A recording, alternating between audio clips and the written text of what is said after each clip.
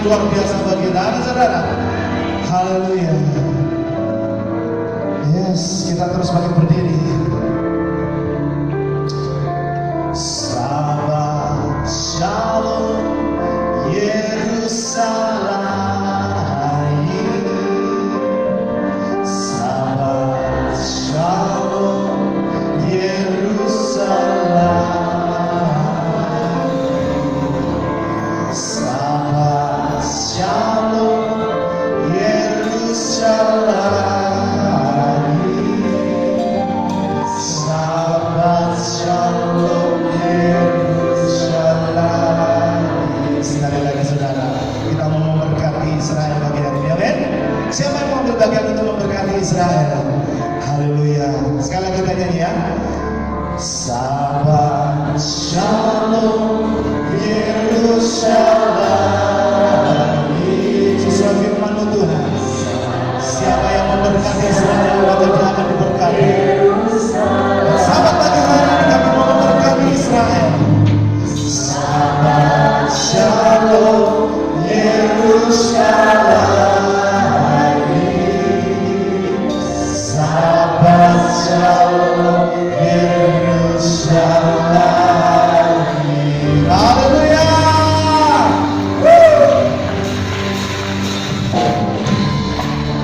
Kemudian sama-sama. Haleluya. Mari kita katakan Sabat Shalom.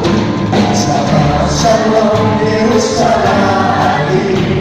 Sabat Shalom Yerusalem.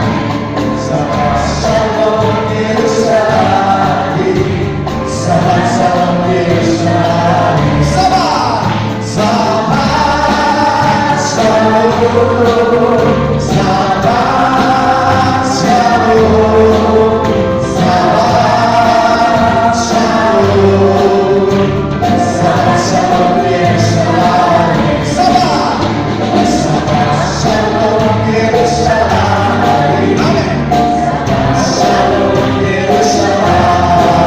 Bukan Israel. Yerusalem.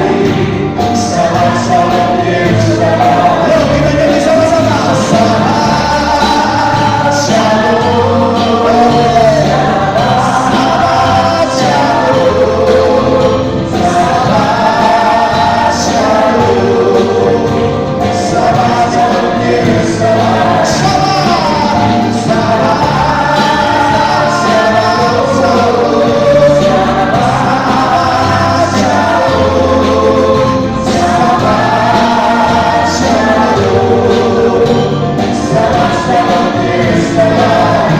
Haleluya. Saudara, pagi hari ini saya kepingin saudara memberi keluar dari bagi saudara. Saudara berikan salam kepada satu sama lain, katakan Sabat Shalom. Sabat Shalom. Bisa saudara? Mari kita berikan keluar dari bagi saudara.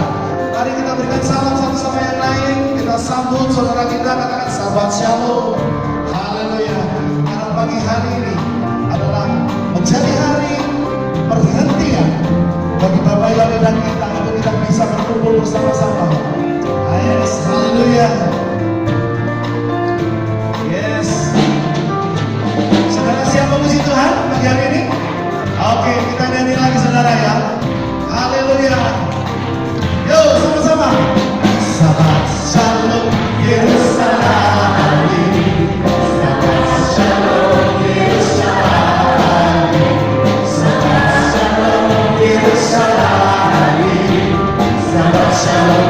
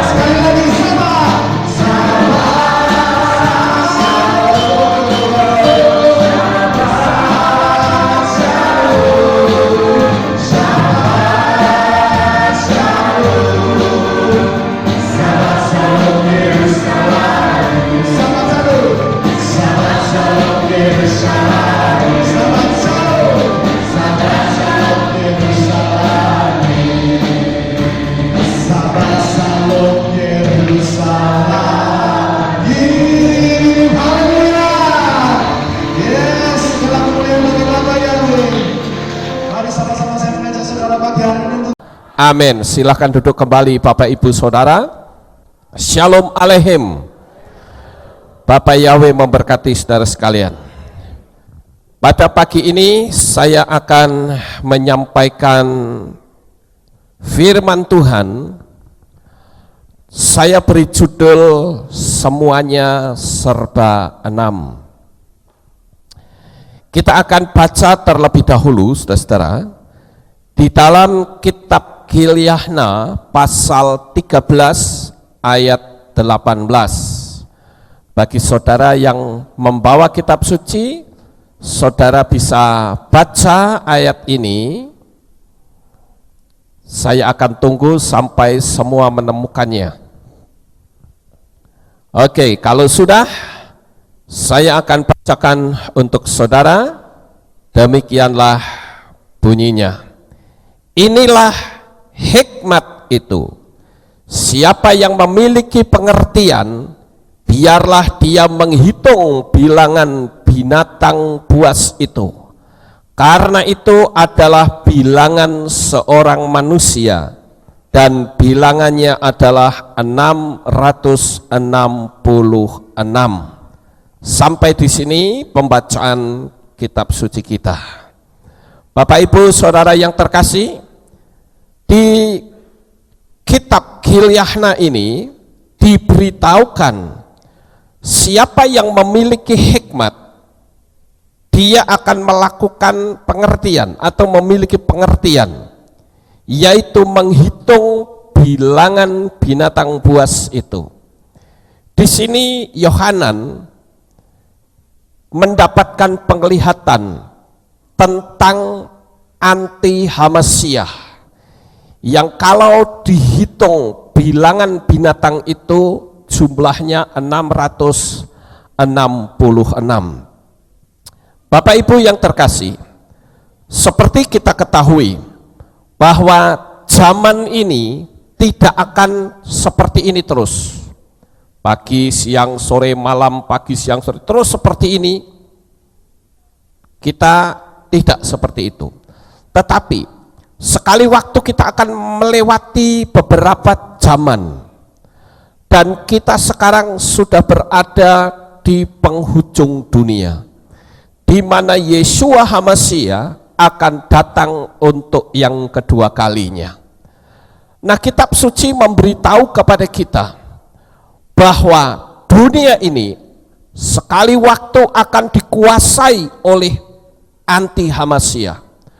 Orang tidak bisa membeli atau menjual, dan hal itu sudah ada di depan mata kita.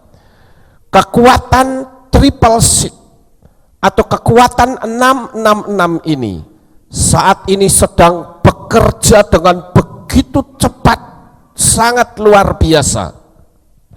Kalau saudara melihat gambar ini ada satu gambar di Capitol Building di Oklahoma.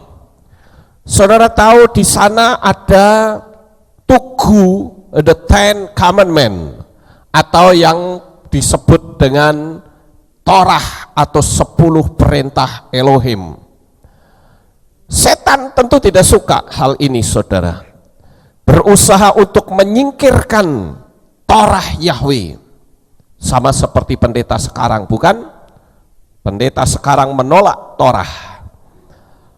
Nah, Bapak Ibu yang terkasih, Torah ini, ya, tugu 10 perintah Elohim ini rupa-rupanya berhasil didesak oleh kelompok Satanic Church atau gereja setan, dan mereka mendirikan patung tugu Baphomet. Ini patungnya, saudara. Tugu the Ten Commandments ini berusaha disingkirkan, dan sekarang sudah diganti dengan patung Baphomet. Pada waktu kelompok mereka mengajukan ini kepada pemerintah Amerika, mereka juga memberitahu bahwa dengan patung ini maka akan banyak orang-orang yang nanti akan foto-foto di sekitar patung ini. Dan mereka memberikan pemanis katanya begini, saudara. Siapa orang yang foto di situ, di sebelah patung itu, maka sambil dia meminta doa, maka permohonannya akan dikabulkan. Wah, rupa-rupanya hal ini cukup menarik, saudara. Sehingga pemerintah Amerika memberikan izin untuk menggeser tugu The Ten Commandments ini, disingkirkan dan diganti dengan patung Baphomet. Nah, Bapak Ibu yang terkasih, ini yang saya sebut dengan kekuatan triple six atau 666. Nah, kalau kita perhatikan juga produk-produk yang ada di atas muka bumi ini sudah mulai banyak menggunakan kode 666. Bagi orang yang tidak membaca kitab suci kita, mereka tidak akan tahu. Mereka akan anggap itu biasa saja, ya, seperti saya ambil contoh, misalnya minuman energi ini. Di sini ada 3 garis, seolah-olah itu cakaran dari monster. Tetapi sebetulnya ini adalah suatu kode. Kalau kita melihat di huruf Ibrani itu memiliki angka gematria. Alef itu 1, Bet itu 2, Gimel itu 3, Dalet itu 4, He 5, Waw itu 6. Nah, garis-garis ini itu adalah mewakili angka 6. Coba kita perhatikan spirit yang ada di balik hal ini, saudara. Barangkali kita menganggap itu sesuatu yang biasa-biasa saja, atau mungkin orang menyebut ini sedang tren. Tetapi tidaklah demikian, saudara. Nah, untuk itu pagi ini saya akan ajak saudara untuk bermain-main dengan angka. Saya akan tunjukkan kepada saudara sekalian angka gematria. Kalau huruf Ibrani memiliki angka gematria, maka huruf Latin pun memiliki angka gematria. Nah, angka gematria ini memang orang akan mengatakan A itu 1, B itu 2, C itu 3, seluruhnya ada sekitar berapa? 26, saudara. Tetapi itu hanyalah sebuah angka dari setiap huruf. Tetapi kembali tadi Rasul Yohanan memberitahu kepada kita agar kita itu memiliki hikmat. Kalau kita memiliki hikmat, maka kita akan menghitung bilangan binatang itu. Nah, kita akan menemukan sesuatu dengan kita berhikmat. Kalau kita tidak berhikmat, kita nggak akan memiliki apa-apa, saudara. Nah, oleh karena itu, kita akan melihat tentang hikmat dari yang saya sebut dengan English Gematria. Saudara perhatikan, angka A diberi nilai 6. Kenapa huruf A ini diberi nilai 6? Karena Yohanan memberitahu kepada kita untuk menghitung bilangan binatang itu. Dan bilangannya itu 6, 6, 6, 6, 6, selalu 6, saudara. Manusia itu diciptakan pada hari yang ke-6. Jadi dasarnya huruf A itu diberi nilai 6 adalah karena manusia itu dijadikan Tuhan pada hari yang ke-6. Dan yang kedua, apa yang tadi Yohanan katakan adalah kita menghitung bilangan seorang manusia. Dan yang ketiga, angka 6 itu mewakili angka kedagingan. Nah, untuk itu Bapak Ibu Saudara, saya akan ajak untuk saudara bermain-main dengan angka ini. Kalau huruf A nilainya 6, maka huruf B ditambah 6 jadi berapa? 12. Huruf C ditambah 6 jadi berapa? 18. Huruf D 24 dan seterusnya. Maka kalau saya persingkat akan mendapatkan hasil seperti ini. A6, B12, C18, D24, E30 dan seterusnya hingga sampai huruf Z yang memiliki nilai 156. Nah, oleh karena itu dari huruf-huruf ini kita akan mencoba membuat kalimat yang bisa memiliki jumlah 666. Lalu mungkin kalau kita menemukan kalimat, saudara akan bertanya, itu kan hanya sebuah kebetulan barangkali. Saya katakan, mungkin kalau kita yang tidak mempelajari apa yang disampaikan oleh Yohanan, maka kita akan menganggap itu hanyalah kebetulan. Tetapi kalau kita memahami ada apa di balik kalimat-kalimat itu, ada spirit apa yang ada di dalamnya, maka kita akan menyadari bahwa ini ada kekuatan asing yang sedang bergerak dan menguasai manusia di atas muka bumi ini.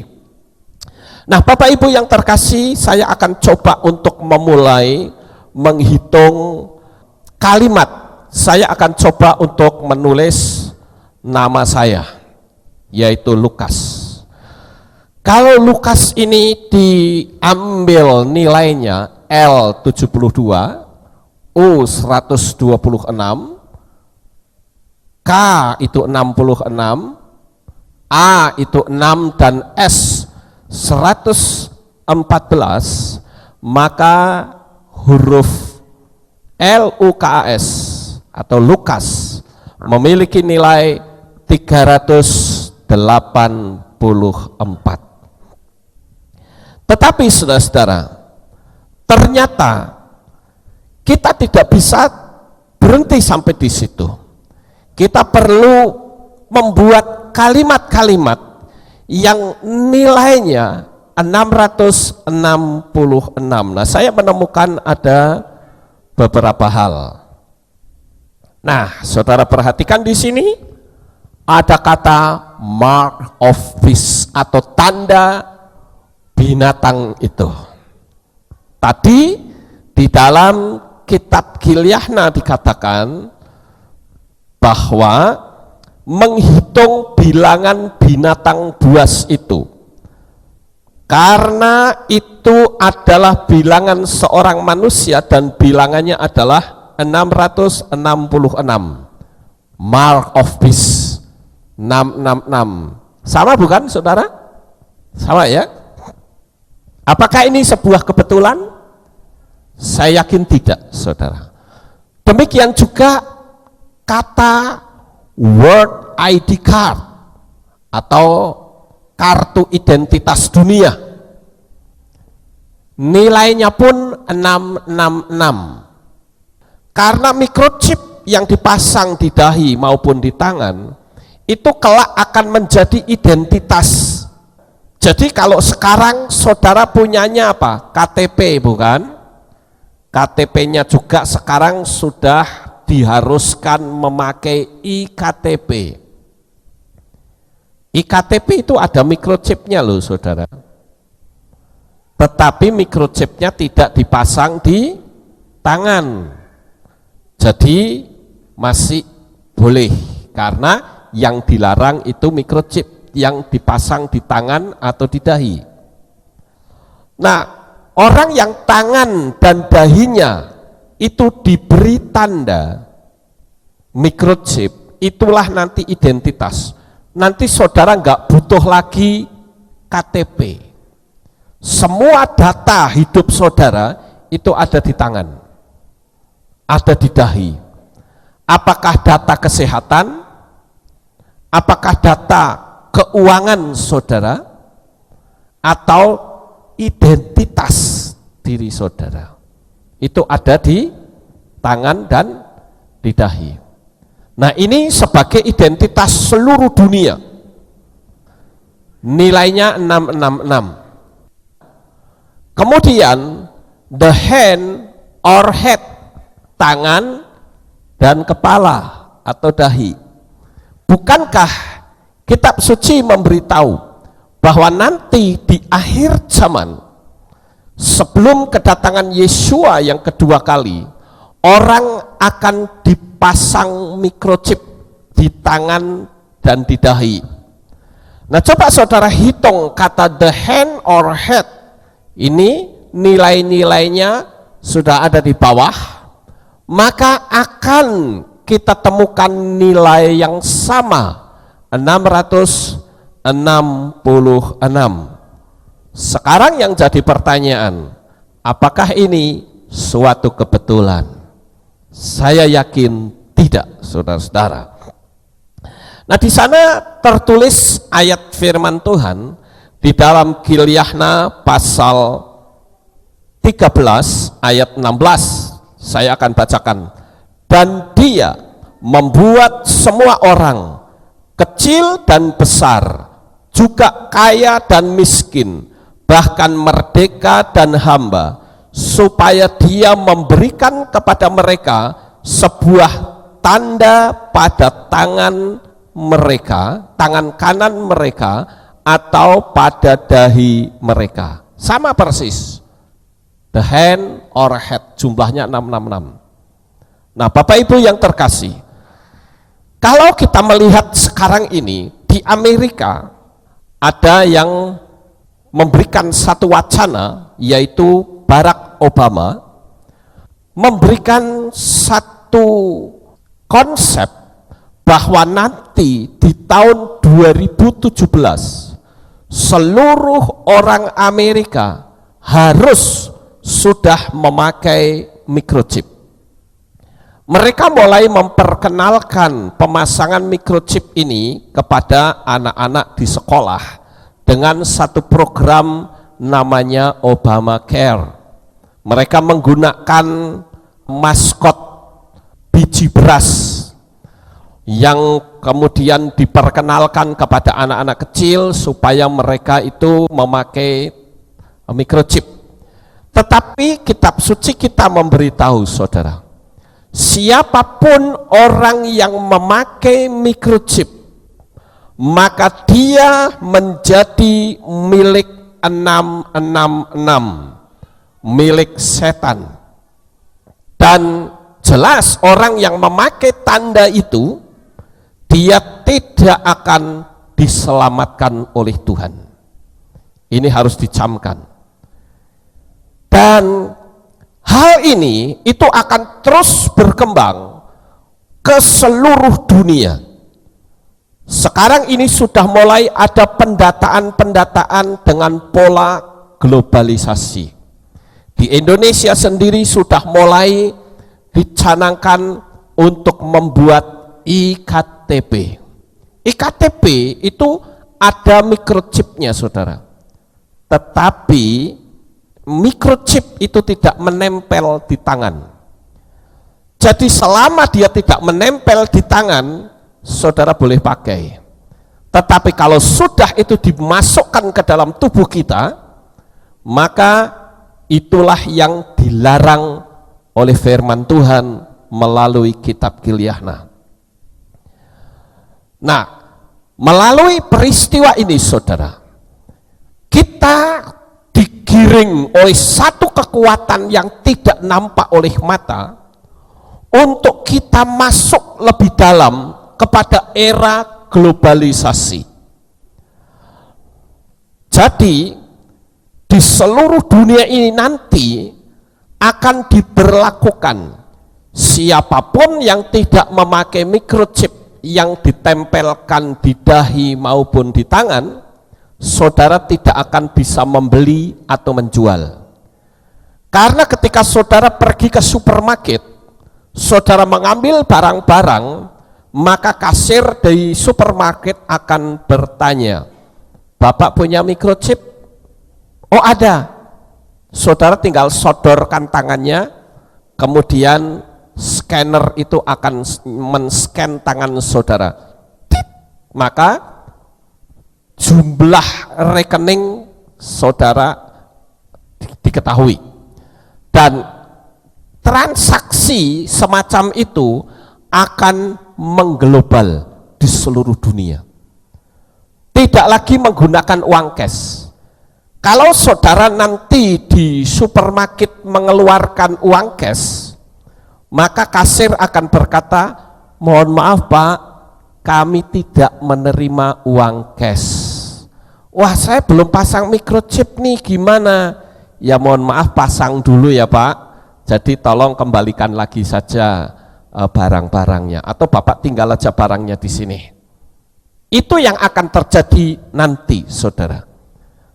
Nah, oleh karena itu, apa yang kitab suci tulis itu sudah digenapi dan sedang dalam penggenapan.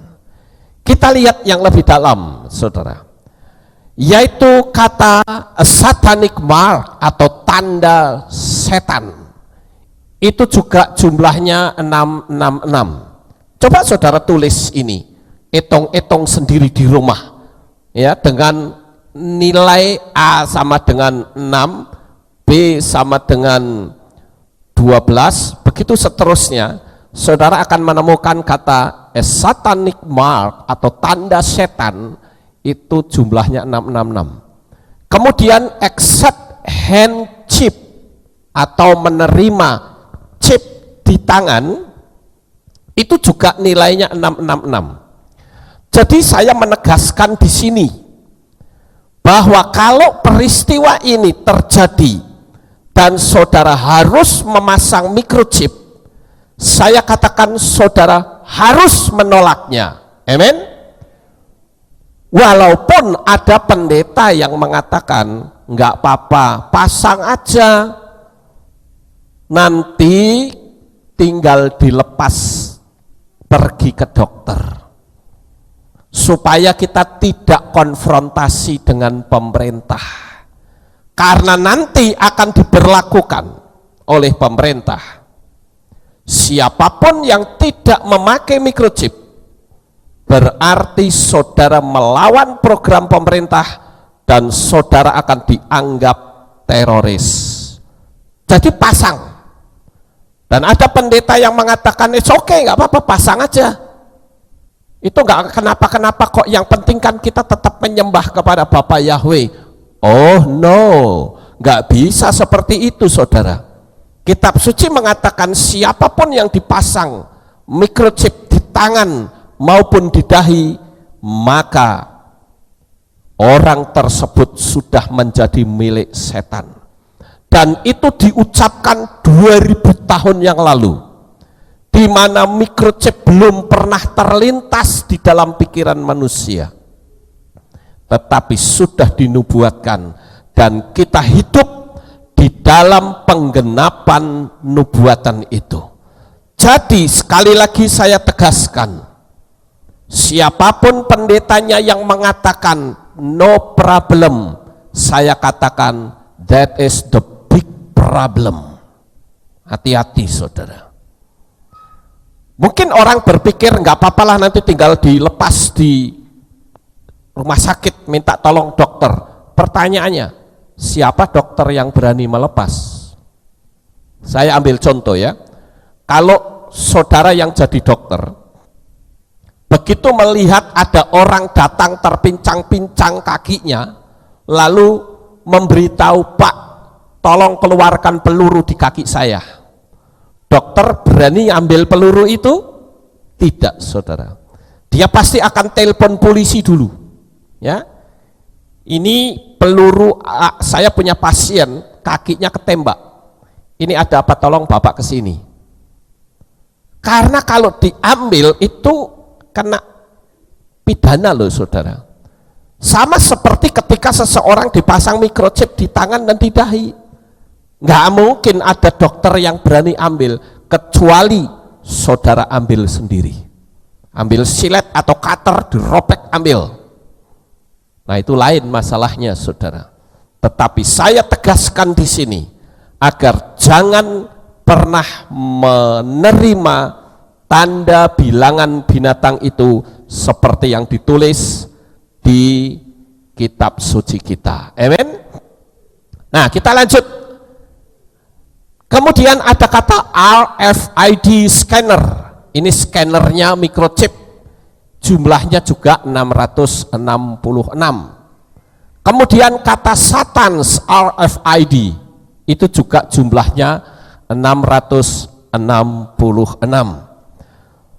666 ini saudara, itu begitu mendunia. Dan saya harus beritahu kepada saudara bahwa ada spirit di balik semua ini.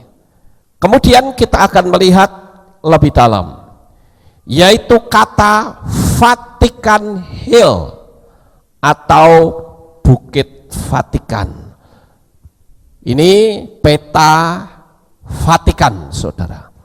Kalau saudara mempelajari negara Vatikan, ya, Vatikan itu sebuah kerajaan, ya, kerajaan agama. Maka dikatakan, saya coba untuk lihat di ensiklopedia Wikipedia.net. Kata Vatican Hill, ya, yang jumlahnya 666, apa sih, kenapa disebut Vatican Hill? Karena Vatican Hill ini, ya, atau Bukit Vatikan itu membentang di Sungai Tiber, ya. Dan secara tradisional Vatikan ini dikelilingi oleh 7 bukit, ya. Jadi lokasi dari gereja Saint Peter Basilica itu dikelilingi oleh 7 bukit, dan itu yang disebut dengan Vatican Hill. Nah kata Vatican Hill ini jumlahnya 666. Sekali lagi ada spirit di balik semua ini. Dan saudara tahu, saat ini Katolik sudah terang-terangan menyatakan menyembah Lucifer. Saudara tahu Lucifer itu siapa? Ya. Dan saya mengatakan begini, ada dasarnya.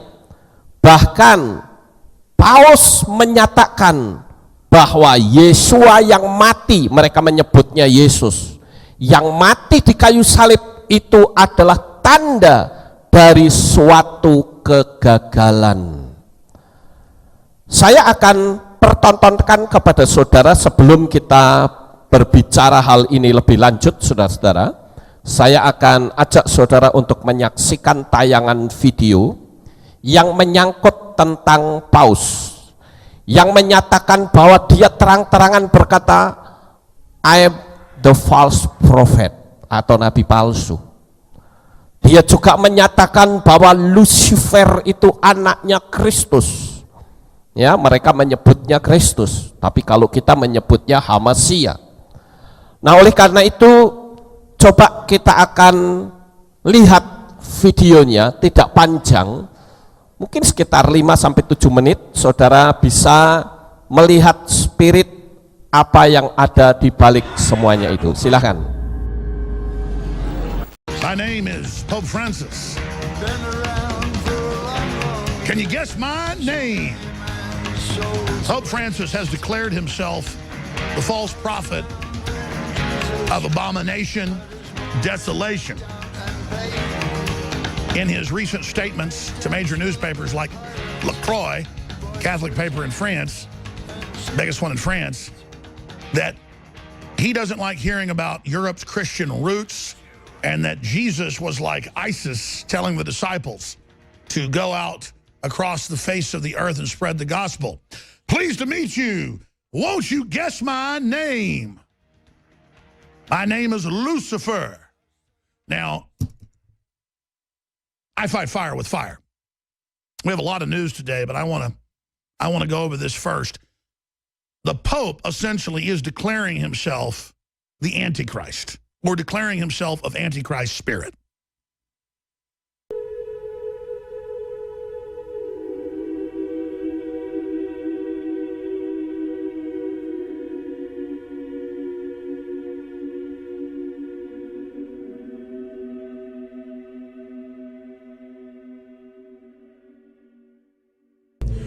Flammas eius, Lucifer matutinus inveniat. Ille inquam Lucifer, qui nescito casum, Christus filius tuus, qui regressus ab inferis, humano generis serenus iluxit, et tecum vivit et regnat in saecula saeculorum.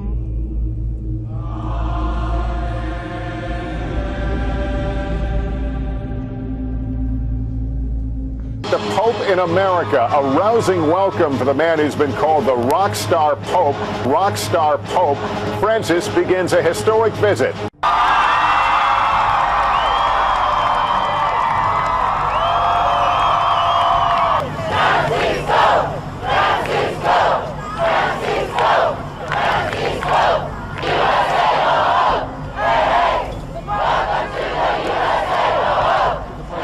The Pope, the two leaders will speak to the world, then hold a one-on-one meeting with only translators in the room, all before Pope Francis addresses Congress Thursday with Biden in attendance. Even though the president and the Pope are allies on issues ranging from climate change to income inequality to Cuba, even the Iran nuclear deal, the White House refuses to reveal what the two men will discuss. The White House refuses to reveal what the two men will discuss. For the faithful who'd been waiting for hours, the emergence of Pope Francis shortly before 9 a.m. was the thrill of a lifetime. Thousands, led by the President and Mrs. Obama, waited to greet him. And after the official welcoming ceremony, both leaders addressed the significance of the visit. And I believe the excitement around your visit, Holy Father, must be attributed not only to your role as Pope. And I beheld another beast coming up out of the earth. And he had two horns like a lamb, and he spake as a dragon. So he carried me away in the spirit into the wilderness. And I saw a woman sit upon a scarlet-colored beast, full of names of blasphemy, having 7 heads and 10 horns. And the woman was arrayed in purple and scarlet color, and decked with gold and precious stones and pearls, having a golden cup in her hand, full of abominations and filthiness of her fornication. And upon her forehead was a name written, Mystery, Babylon the Great, the mother of harlots and abominations of the earth. And I saw the woman drunken with the blood of the saints and with the blood of the martyrs of Jesus. And when I saw her, I wondered with great admiration. We need to remember that we are followers of Jesus Christ. And his life, humanly speaking, ended in failure. Ended in failure. The failure of the cross. The failure of the cross.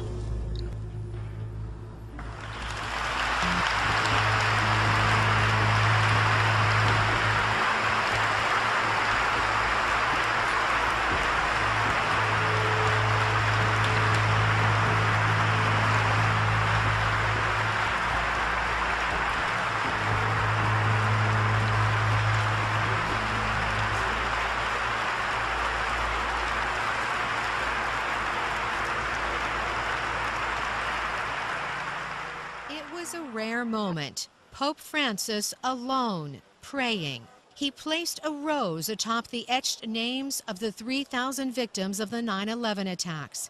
His goal? Bringing people together. The Pontiff chose this place to promote worldwide peace. The Pope joined hundreds of leaders of different faiths to talk about healing, Together, he led a prayer of peace for a violent world. Peace in the hearts of all men and women, and peace among the nations. He says he witnessed Pope Francis gracefully combining two contrasting passions in his effort to bring all religions together. To bring all religions together. Jayang verang pasavati wa ilayka yarja'u salam.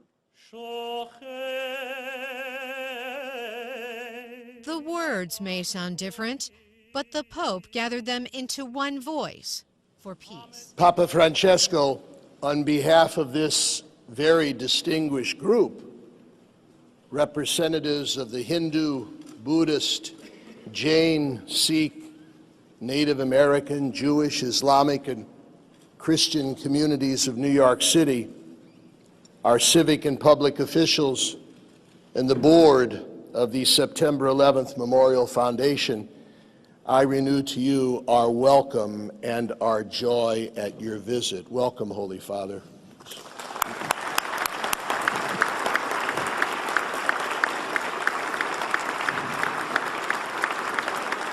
We, representatives of the world religions in this great city of New York, gather to offer words of comfort and Intolerance and ignorance fueled those who attacked this place. The courage of today's gathering distinguishes us from the opponents of religious freedom as we stand together. Namo Buddhaya Jayang verang pasavati dukkhang seti para. Homage to the Buddha. Victory begets enmity. ਆਚਾਰ ਤੋਂ ਜਾਣਦਾ ਹੈ ਨਾ ਕਿ ਸਾਡੇ ਪੇਸ ਤੋਂ ਸੱਚੋਂ not the coat that we wear.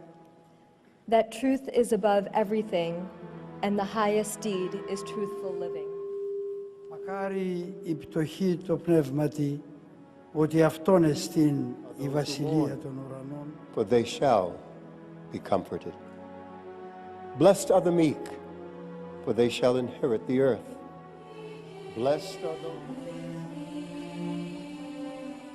War. Now is the high time to awake out of sleep. Today I'm gonna show you the seed of the new world order and also the mark of the beast that they already have. All they have to do is enforcing their law. The whole thing is tied with religion. That's why Revelation chapter 13 verse 17, the Bible says no one come by yourself. Notice. It's a great honor for me. Thank you so much. Friends, I'm gonna give you a little history and then I will tell you the power behind the scene, the new world order. Constantine was the one that who united the church and stayed together. Notice, during dark ages, pagan Rome, when he marched them to Tiber River, they said they was baptized. So when they came to the church, they was idol statue worshippers. So when they brought their statues in Roman Catholic Church, they start naming them Christian name, Jupiter and all this thing. They call them Peter and Rosary and all this paganism that they brought to Roman Catholic Church. And some of the Christians they don't like, so they protest against. That's why they call them Protestants or Protestant. So they set up their Jesuit order during 1500. Ya, sampai di sini dulu. Nah, saudara, kita lihat ada apa di balik semua ini. Kitab suci sedang masuk dalam penggenapan. Dan ini adalah menyangkut keselamatan kita kelak. Kita perlu memberitahu kepada teman-teman kita, saudara-saudara kita, anak-anak kita, orang tua kita yang masih belum menerima Yahweh di dalam Yeshua HaMashiach. Saudara berpikir, oh ini nggak apa-apa karena itu membuat semua damai. Betul, damai hanya untuk manusia. Tetapi bagi Bapa Yahweh itu suatu kekejian yang luar biasa. Oleh karena itu kita harus berhati-hati. Kita lanjut saudara-saudara. Bukan cuman kata Vatican Hill yang memiliki nilai 666. Tetapi kata Vatican Idol, Vatican Idol nilainya juga 666. Nah ini Vatican Idol, saudara. Nah ini Vatican Idol ini artinya berhalanya Vatikan, saudara. Berhalanya Vatikan itu ya ini Maria. Ini berhala, ya. Patung Yesus Kristus itu berhala. Nah itu jumlahnya 666. Pope's Idol 666, Catholic Idol 666, Pope's Liar atau kebohongan Paus itu 66. Kemudian mega churches atau gereja-gereja mega. Sekarang ini kan banyak sekali pendeta-pendeta yang berlomba-lomba bukan mencari jiwa, tetapi mendirikan kerajaannya sendiri, saudara. Dia bikin gereja besar-besaran. Tidak salah sih bikin gereja besar. Kenapa? Karena dengan gereja besar maka akan banyak menampung jiwa-jiwa. Tetapi intinya itu bukan di situ, saudara. Tetapi mereka menggunakan pola yang beberapa bulan yang lalu kita mendengar dari saudara kita Bapak Aryo dengan Ibu Deborah. Mereka menggunakan cara yaitu janji iman. Ada yang ngasih jam, ada yang ngasih duit, ada yang ngasih STNK mobil dan kunci, macam-macam. Dan itu jelas tidak sesuai dengan firman Tuhan. Saya bahkan mengatakan itu yang disebut dengan sihir dalam gereja. Mereka besar-besaran membuat wadah, tetapi mereka lupa ada satu hal yang lebih penting dari itu semua, yaitu memberitakan nama Bapa Yahweh di dalam Yeshua HaMashiach. Membuat gereja besar tidak salah, tetapi mereka akan menjadi salah kalau itu menjadi bagian utama, sementara orang berkata soal nama itu tidak penting. Ini berbahaya sekali, saudara. Makanya mega churches ini memiliki nilai 666.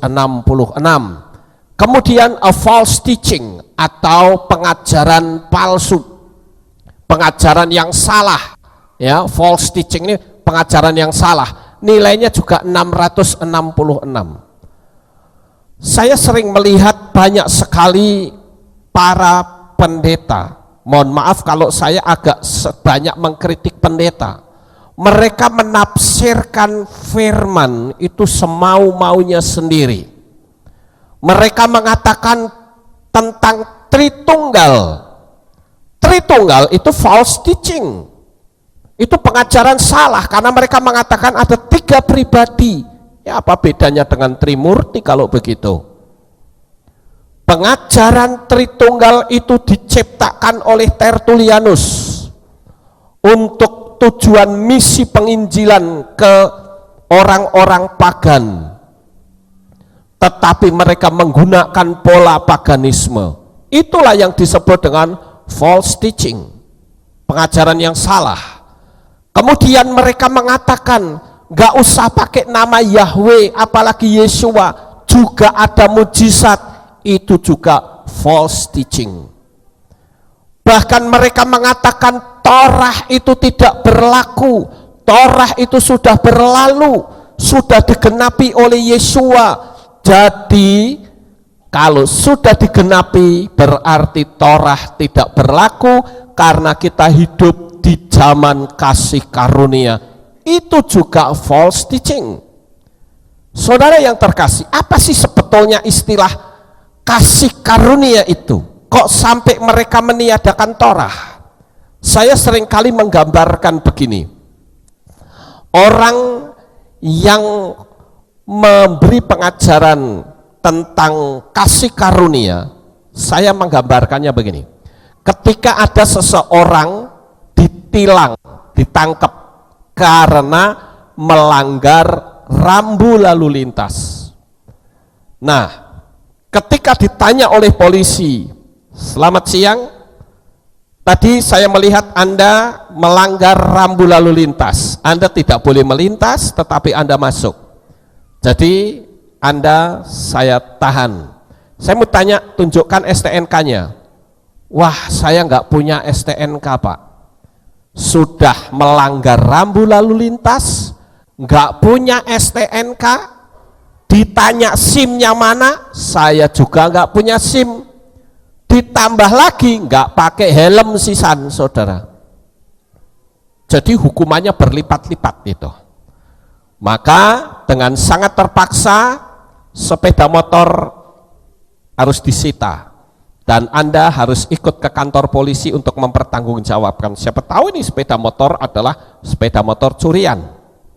Lalu datanglah seseorang yang ke situ lalu mengatakan, tidak usah ditahan Pak, saya jamin semua ini, ya, bahwa kalau ada apa-apa nanti saya yang akan menjamin semua itu. Lalu orang ini dikeluarkan dengan dibayar dengan sejumlah uang denda tentunya itu ya, seberapa yang polisi minta.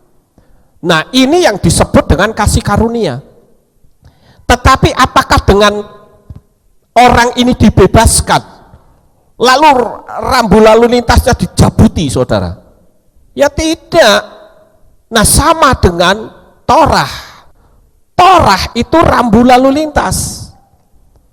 Nah kalau sampai ada pendeta yang mengatakan Torah tidak berlaku, saya katakan inilah false teaching atau pengajaran yang sesat, pengajaran yang salah. Ya. Nah sekarang kalau saudara melihat di sini kita kembali kata Vatican idol, Pope's idol, saudara lihat ini, patung-patung ini dipasang, ya, disembah-sembah. Kalau saudara lihat di sini ada patung bayi yang diciumin, ini melanggar di dalam kitab Shemot 20 ayat 4. Kitab Devarim pasal 4 ayat 16, 23, 25, pasal 5 ayat yang ke-8. Ada berapa kali ini? 1, 2, 3, 4, 5. 5 kali ayat firman Tuhan mengatakan, janganlah membuat bagimu patung yang menyerupai apapun, baik itu yang menyerupai apa yang ada di atas bumi maupun di bawah bumi. Tuhan tidak menginginkan, tetapi justru ini disembah-sembah, diciumin, saudara. Ini jelas melanggar akan firman Tuhan. Nah, saudara juga bisa melihat di sini, ya, ketika dia sedang melambaikan tangan dan difoto, ternyata ada sebuah bayangan. Ini bayangan setan di belakangnya, saudara. Kita lihat lagi yang berikutnya. Nah, saudara lihat ini, bagaimanakah kira-kira hati dan perasaan Tuhan kalau melihat hal ini? Ada patung dikasih mahkota, ya, dipuja-puja, diarak dan sebagainya. Ini betul-betul menyakiti hati Tuhan, saudara. Nah, kemudian kita lihat di sini. Where are their imaginary idols, ya? Dari mana mereka mendapatkan bayangan atau gambaran dari patung-patung ini? Ini kan semua dari alam supranatural, saudara. Ini patung-patung semua, ya. Dan ini adalah patung yang dulu pernah menjadi kekasih kita, yang sekarang kita singkirkan, kita tolak. Ini yang ada di sini, yang paling bawah sebelah kanan, ya. Ini patung-patung ini mengerikan sekali. Kita lihat yang berikutnya, saudara. Nah, kata receive a mark atau menerima tanda itu juga nilainya 666, ya. Di situ ada ayat Kilyahna 13 ayat 16 yang tadi juga sudah kita baca, tidak ada salahnya kalau saya baca lagi. Dan dia membuat semua orang, kecil dan besar, juga kaya dan miskin, bahkan merdeka dan hamba, supaya dia memberikan kepada mereka sebuah tanda pada tangan kanan mereka atau pada dahi mereka. Tanda, ya, receive a mark, menerima tanda, itu juga nilainya 6. Makanya sekali lagi saya tekankan di sini, waktu pemasangan ini akan segera terrealisasi di seluruh dunia. Saudara harus menolaknya apapun resikonya. Amin. Tapi nanti resikonya saudara akan dianggap teroris loh. Bagaimana coba? Berani tidak saudara? Berani enggak? Harus berani. Paling-paling mati. Kok ditakutin, sudah mati sekarang, mati besok, mati lusa, mau mati 10 tahun sami mawon. Iya toh? Toh kita juga akan mati, lebih cepat lebih baik, karena kita akan ketemu Bapak Yahweh di Shamayim. Ya. Kemudian people sin, atau seluruh manusia ini sudah berdosa. Ada ayatnya di dalam kitab Roma pasal 3 ayat 23 dikatakan, sebab semua orang telah berdosa dan kekurangan kemuliaan Elohim, atau kehilangan kemuliaan Elohim. Karena manusia berdosa, maka dia jumlahnya 666. Inilah problem kita semua saudara. Dosa memisahkan kita dari Tuhan, ya, terpisah, putus hubungan. Sejak manusia pertama Adam dan Hawa jatuh di dalam dosa, maka seluruh umat manusia ada di dalam dosa. Kemudian kita lihat lagi, son of sin, anak dosa. Maksudnya apa anak dosa ini saudara? Anak dosa ini adalah gambaran dari keturunan Adam dan Hawa. Itu ada di dalam dosa. Saya bacakan ayatnya, Yohanan 8:44 dan Roma 5:12. Kamu berasal dari bapakmu si setan, dan kamu ingin melakukan hasrat-hasrat bapakmu. Ia adalah pembunuh manusia sejak semula, dan dia tidak berdiri dalam kebenaran, karena kebenaran tidak ada di dalam dia. Tatkala seseorang berkata dusta, dia berkata dari dirinya sendiri, karena dia dan bapaknya adalah pendusta. Jadi kalau saudara mengucapkan kata-kata dusta, kebohongan, itu adalah merupakan anak dosa. Saudara punya nilai 666. Sebab itu, sama seperti dosa telah masuk ke dalam dunia melalui satu orang, dan maut masuk melalui dosa itu, demikian juga maut menjalar kepada semua manusia, karena semua orang telah berbuat dosa. Nah saudara yang terkasih, semua orang telah berbuat dosa. Tidak ada pengampunan, tidak akan pernah ada penyelesaian dengan Tuhan, kecuali harus melalui darah Yeshua HaMashiach. Amin. Hati-hati saudara, ini waktu yang sudah tidak lama lagi. Kemudian yang berikutnya, kata apa yang memiliki jumlah 666? Yaitu stubborn. Stubborn ini artinya keras kepala. Keras kepala ini artinya orang yang diberi pemahaman enggak paham-paham juga saudara, atau bahkan bersikeras bersitegang, ya, menolak pemahaman itu. Nah ini yang disebut dengan keras kepala. Saya bacakan di dalam kitab Yesaya 48 ayat 45. Sebab aku mengetahui bahwa engkau keras kepala, tegar tengkuk kepala batu, dan aku telah menyatakan kepadamu sejak waktu itu, sebelum hal itu datang aku telah membuat engkau mendengarnya, Jangan-jangan engkau berkata, berhalaku telah melakukannya, dan patung pahatanku dan patung tuanganku telah memerintah mereka. Ini orang yang keras kepala, dikasih tahu tetapi tidak mau tahu, saudara. Sekarang kita melihat kata yang lain yang memiliki jumlah 666, yaitu kata hardened heart. Hardened heart ini artinya hati yang dikeraskan atau keras hati, saudara.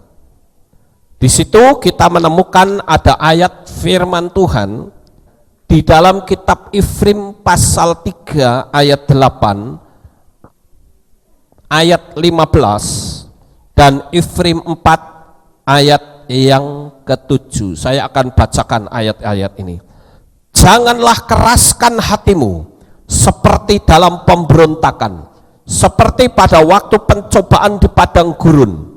Ifrim 3:15, di dalamnya dikatakan, hari ini jika kamu mendengar suaranya, jangan keraskan hatimu seperti di dalam pemberontakan itu. Ifrim 4 ayat yang ke-7 lagi, dia menetapkan suatu hari ini dengan berfirman melalui Daud, setelah sekian lama waktunya, sama seperti yang telah difirmankan pada hari ini, jika kamu mendengar suaranya, janganlah keraskan hatimu. Orang yang mengkeraskan hati itu ibarat seperti Fir'aun, saudara. Dia sudah diberitahu, biarkan umatku pergi supaya mereka beribadah kepadaku. Tapi Fir'aun terus menghambat. Berkali-kali Mose katakan, biarkan umatku pergi supaya mereka beribadah kepadaku. Fir'aun tetap menghambat, bahkan sampai 10 tulah baru Fir'aun melepaskan, itu pun dengan terpaksa. Apa yang diperjuangkan oleh Mose tidak lain adalah bangsa Israel tidak boleh terus bekerja dan terus bekerja, tetapi dia harus beribadah, menyembah dan memuliakan Bapa Yahweh. Saudara, saya berulang kali memberitahu, jikalau dalam 1 minggu engkau tidak beribadah sama sekali dan hatimu tenang, engkau sedang bermasalah besar dengan Tuhan. Ingat itu, saudara.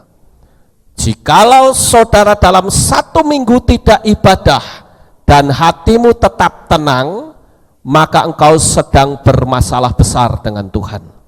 Kecuali saudara ada di satu tempat di mana nama Yahweh tidak dimuliakan. Saya bahkan menganjurkan, jangan pernah beribadah di tempat yang salah dan melukai hati Tuhan. Saya ambil contoh misalnya, saudara. Saudara yang punya istri atau punya suami, di kantong saudara itu ada foto mantannya. Dan foto mantan itu kadang saudara panggil, saudara sebut. Kira-kira suami atau istri saudara cemburu atau tidak? Boleh atau tidak? Saya rasa tidak boleh, saudara. Mungkin saudara berkata, ini cuma untuk lihat-lihatan saja, toh saya tidak menghampiri dia. Tetap tidak bisa. Tuhan itu hatinya seperti itu, saudara. Jangan saudara berpikir nggak apa-apalah daripada nggak ke gereja, aku tak ke gereja, no problem. Oh, buat Anda no problem, tapi buat Tuhan that is the big problem. Amin. Hati-hati, saudara. Jangan kita bermain-main dengan masalah ini. Jangan sampai kita berkata, nggak apa-apalah, yang penting kan aku ibadah. Itu kan kata kita, tapi tidak dengan Tuhan. Tuhan tidak menghendaki. Oleh karena itu, jangan keraskan hatimu. Hardened heart itu berarti hati yang dikeraskan. Makanya Fir'aun kalau kita baca, hatinya dikeraskan oleh Bapak Yahweh untuk membuat bangsa Israel tidak boleh keluar. Jadi dengan kata lain, Tuhan hendak ngomong sama Fir'aun, Fir'aun, nek kamu mau mati rasa tanggung-tanggung, tak keras ke sisan hatimu, mati-mati sisan kamu jadi kerak neraka. Hati-hati saudara, jangan kita melawan apa yang Tuhan bisikkan di dalam hati kita. Kalau kita melawan terus, maka Tuhan bisa jadi mengkeraskan hati kita. Seperti Fir'aun, kita akan binasa. Kita lanjut yang berikutnya, yaitu wicked will. Apa yang disebut wicked will ini? Wicked will ini adalah keinginan jahat. Ya, keinginan jahat itu ada di dalam kitab Yeremia pasal 17 ayat 9 dan 10. Di sana dikatakan, hati penuh dusta melebihi semua yang sulit disembuhkan. Siapakah yang dapat mengetahuinya? Aku Yahweh yang menyelidiki hati, menguji pikiran manusia untuk membalas kepada setiap orang sesuai dengan tingkah lakunya dan sesuai dengan hasil perbuatannya. Nah, di sini keinginan jahat itu juga nilainya 666. Di sini saya gambarkan seseorang yang menusuk dari belakang. Di luarnya itu baik, hihi. Tetapi saudara, kalau di belakang maunya menusuk, wah itu jahatnya luar biasa. Ya, jadi hati-hati. Kita sekarang sedang diajari oleh Tuhan melalui Yohanan bahwa angka 666 itu berarti milik setan. Kita lanjut saudara. Book of Death, buku kematian, itu nilainya juga 666. Saya akan bacakan untuk saudara di dalam kitab Daniel 7 ayat 9, 10 dan kitab Gilyahna 20 ayat 12. Demikian bunyinya.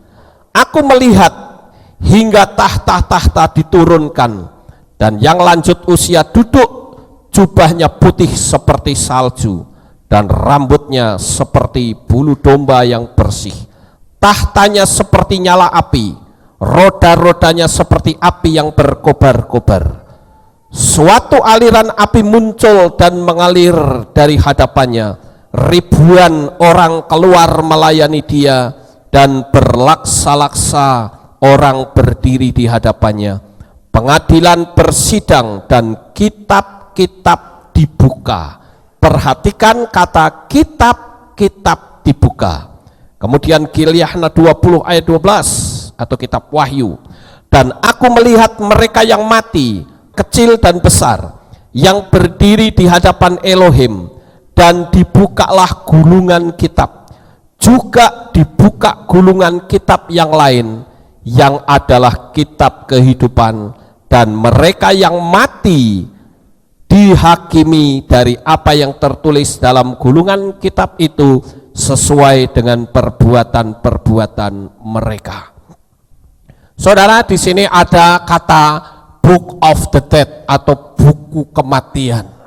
Jadi nanti di kursi pengadilan Tuhan itu akan ada dua buku, saudara. Coba kita bayangkan, andai kata ketika ada malaikat yang membuka buku gulungan kitab kehidupan, begitu dibuka, ceret, malaikat itu geleng-geleng kepala dan berkata, namamu tidak tertulis di sini.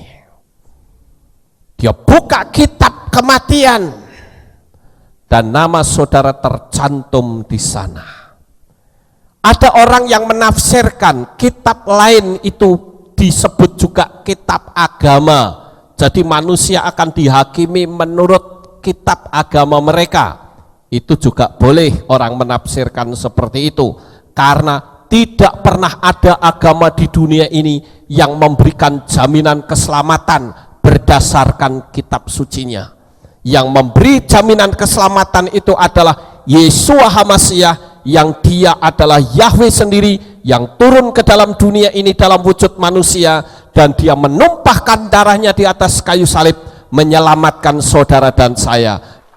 Jadi ketika kitab kehidupan itu dibuka dan namamu tidak tercantum di sana, saudara mungkin akan berkata, Tuhan, ampuni saya Tuhan, saya akui saya salah, ampuni saya Tuhan. Tuhan akan berkata, maaf nak, waktumu sudah selesai. Orang itu pasti akan menjerit, mungkin nangis darah, Tuhan ampuni saya, dengan ketakutan yang maha dahsyat yang ada di dalam dirinya. Bagaimana nggak takut saudara? Kita mati kan sendiri-sendiri, betul nggak saudara? Kita mati nggak bawa teman. Saudara punya istri, saudara punya suami, saudara punya anak, nggak pernah bisa dibawa. Mereka bergandengan tangan masuk dalam kursi pengadilan Tuhan, tidak. Masing-masing sendiri-sendiri. Dan ketika kitab kehidupan itu dibuka dan Tuhan berkata, namamu tidak tercantum di sini, saudara ngotot seperti apapun, akan ada suara berkata, malaikat seret orang ini keluar. Dan ketika malaikat itu menyeret kita keluar, kita dimasukkan ke dalam neraka. Belum berapa tahun kita ada di sana?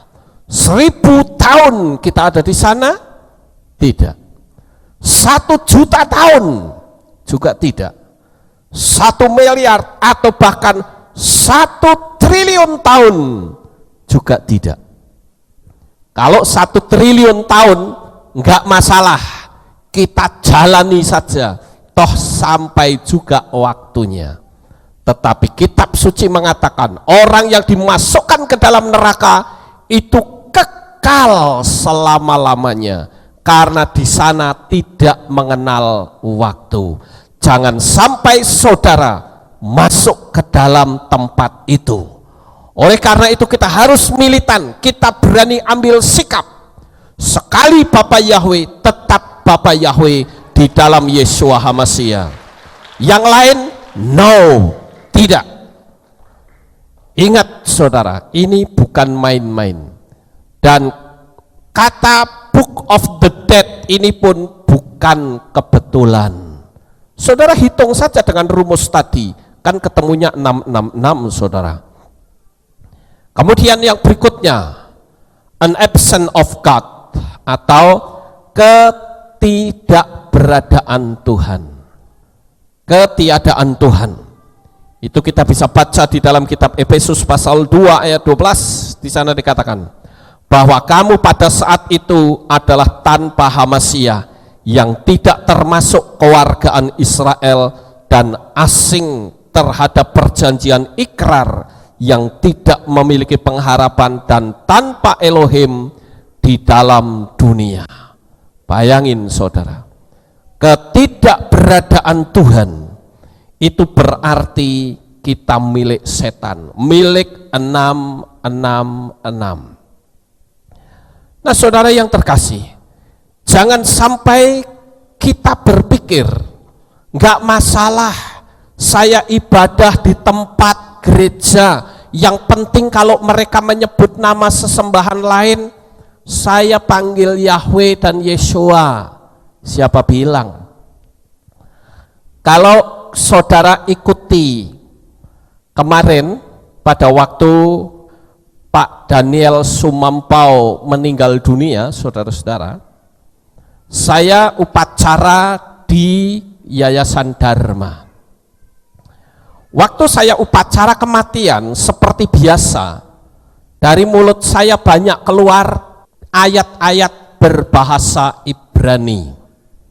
Begitu sudah selesai, saya menyerahkan kembali mic kepada Yayasan Dharma. Dan Yayasan Dharma mengatakan, ya sekarang kita akan mendengar sambutan. Saudara tahu, sebelum acara dimulai, saya sudah diminta untuk memberi sambutan oleh keluarga. Ya, diminta. Pak, ini dari pihak keluarga nggak ada yang memberi sambutan. Pak Pendeta mau ya kasih sambutan? Saya bilang oke, no problem. Saya bilang begitu. Nanti saya tak mewakili keluarga memberi sambutan ucapan terima kasih. Tetapi begitu saya selesai khotbah, saudara-saudara, saya selalu kalau khotbah saya tidak urusan itu mau di kelompok manapun, saya tetap memanggil Yahweh di dalam Yeshua HaMashiach. Begitu selesai, reporter atau MC-nya itu memberitahu kepada saya, membisiki, Pak Pendeta, ternyata dari pihak keluarga sudah ada yang memberi sambutan, seorang pendeta. Oh ya, nggak apa-apa Pak, silahkan. Lalu datanglah pendeta ke depan, saudara. Ya, sekarang saya minta Bapak Pendeta si A ya memberi kata sambutan. Mic diambil. Saudara tahu orang memberi sambutan ucapan terima kasih itu harusnya bagaimana?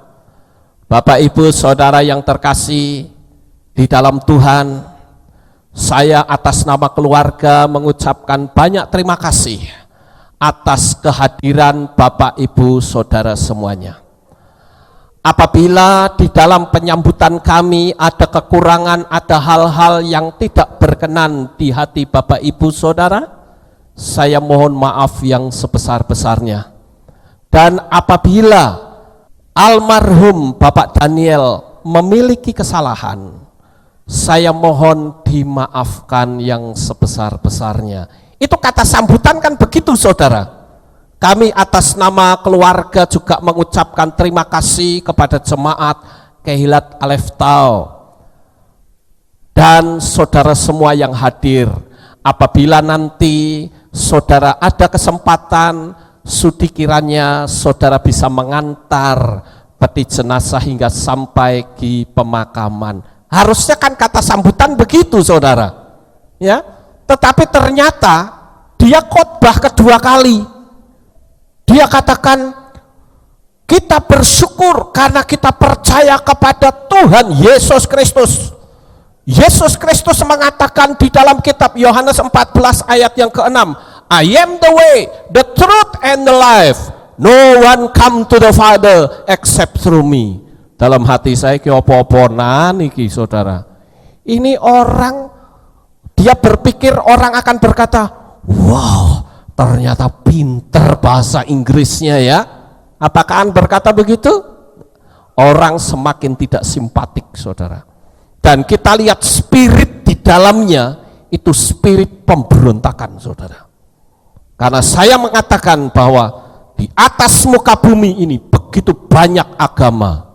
Di atas muka bumi ini begitu banyak nabi. Tetapi hanya ada satu yang bisa menyelamatkan manusia, yaitu Yeshua HaMashiach. Di situ setan tidak terima, saudara. Ini nggak main-main loh, ini ada spirit di baliknya, saudara. Makanya jangan saudara anggap no problem. Saya mohon maaf kalau saya katakan banyak pendeta-pendeta yang sudah saya ajak dialog dan mereka ngerti tentang nama Yahweh. Tetapi mereka berkata apa? Saya tidak mungkin memakai nama ini karena ini akan menghancurkan gereja saya. Jadi dengan kata lain, kalau saya memanggil nama Yahweh, kerajaanku akan runtuh, saudara. Tapi saya katakan engkau bermasalah besar dengan Tuhan. Jadi jangan main-main, ini masalah dunia alam supranatural, saudara. Oke, kita lanjut. Ketidakberadaan Tuhan. Ya, tadi kita sudah membaca di dalam kitab Efesus. Sekarang kata image of Satan, gambaran dari setan, itu juga 666. Lalu gambaran dari setan itu seperti apa? Coba kita baca di dalam kitab Samuel Aleph 18. Samuel Aleph 18 ayat yang ke-8 sampai ayat 11 saya bacakan. Dan hal itu sangat memanaskan hati Saul, dan hal ini adalah jahat menurut pandangannya. Lalu ia berkata, mereka telah memperhitungkan kepada Daud berlaksa-laksa, sedangkan kepadaku mereka hanya memperhitungkan beribu-ribu, dan ada yang lebih baginya selain kerajaan ini. Dan sejak hari itu dan seterusnya, Saul selalu mengawasi Daud.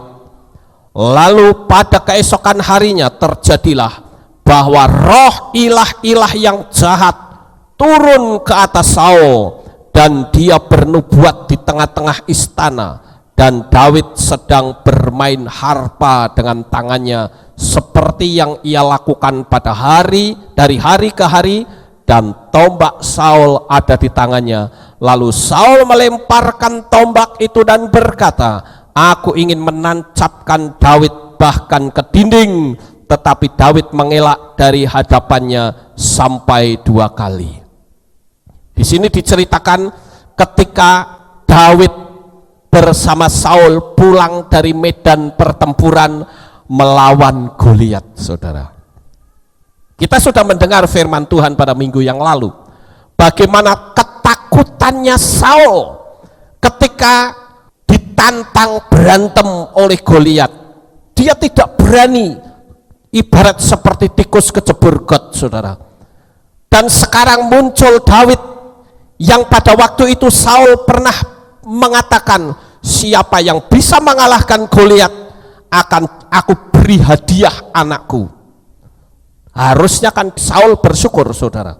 Harusnya Saul bersyukur karena ada seorang anak muda yang ganteng lagi bisa mengalahkan Goliat. Berarti derajat hidup Saul itu naik.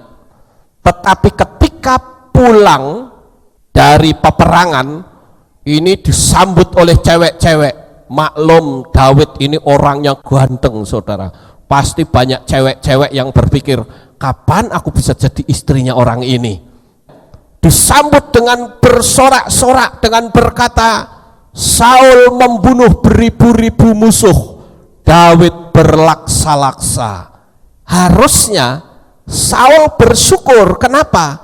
Mau disebut 1000 kek, mau tidak dianggap, sing penting kerajaanku mapan. Harusnya kan begitu, nggak runtuh, saudara. Apalagi dia sudah memberi anaknya untuk Daud. Berarti logikanya secara hukum Daud adalah menantunya sendiri.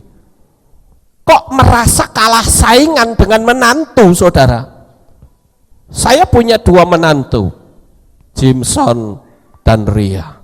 Bagi saya terus berdoa, Tuhan beri kedua orang ini mujizat yang besar. Karena kalau mereka hidup kaya, saya akan bersukacita di hadapan Tuhan. Harusnya begitu, saudara. Ini enggak malah dibenci, dimusuhi, bahkan mau dibunuh. Itulah yang disebut dengan image of Satan. Ya, gambaran dari setan ketika seseorang itu sedang dalam keadaan marah. Makanya kalau saudara pengen lihat setan, gampang, saudara. Ketika saudara sedang marah, ngaca itu setan, saudara. Ya, jadi pengen tahu setan, silahkan, gampang, saudara. Nggak usah tanya sama dukun, atau nggak perlu saudara menjadi orang indigo. Waktu marah, baik istri atau suami, ajak, ayo mah kita lihat setan yuk, ajak. Kalau suami atau istri saudara sedang ngamuk, tarik tangannya, yuk mak tak tunjuki setan, aku lihat setan nih. Terus dihadapkan ke kaca, malah setannya ngamuk sisan, ya saudara. Wah, malah saudara koplok kepalanya, bisa jadi kali ya. Ya. Nah, jadi kalau saudara pengen lihat setan, orang yang kayak gini wajahnya kayak setan toh. Kemudian yang beginian nih, ini wajah setan nih, saudara. Mabuk-mabukan gitu. Di sini ada yang masih mabuk? Nggak ada, wong dikehilat, saudara. Ya toh? Kalau di rumah gimana? Masih suka mabuk? Kalau masih suka mabuk, itulah 666 wajah setan, saudara. Ya, jadi jangan mau saudara menjadi orang yang memiliki wajah setan. Kemudian kita lanjut, saudara-saudara.